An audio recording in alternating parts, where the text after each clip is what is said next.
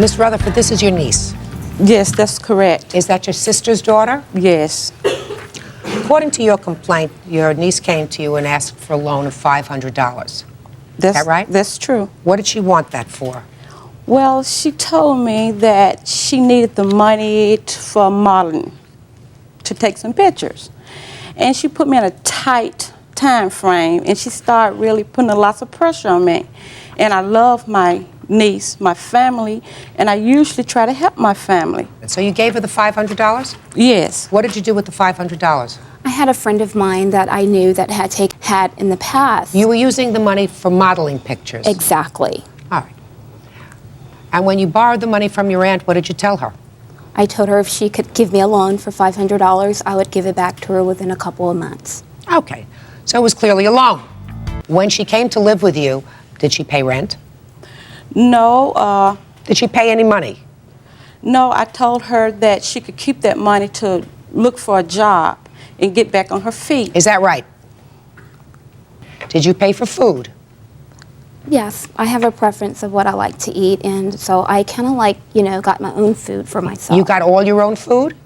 Yeah, I did. Okay. So you had no rent, no gas, no electric. What about the telephone? I didn't pay a phone bill. Okay. Now, so I'm getting this because your defense to this case is that while you were there for this 6 weeks, you babysat for her children. And since you babysat for her children, and that's very expensive, if she had to get a babysitter elsewhere, this loan should be even. Correct. Well, about babysitting? Yes, we did. Good. Tell me about the discussion when she first asked you to babysit. Yes, the first time she came to me and wanted me to watch the kids, she had an open house, and I agreed that I would watch the kids. And this was out of our area. And I agreed to watch the kids, and at the same time that I did, she was like, the money that, that I gave you, don't worry about, we can take some of it away from the money that she loaned me, because I wasn't watching her kids for free. I mean, I am 27 years old in the prime of my life, and I'm definitely not watching her kids for free. Well, you were living for free. Just a second. You were living for free, right? You pay for your utilities, you pay for the phone, you pay for all your expenses. You weren't working. You moved into your aunt's house because you weren't working. I assume that that's why you had free time in order to watch the children. So she didn't ask you for money for rent, did she? Did she? No, ma'am.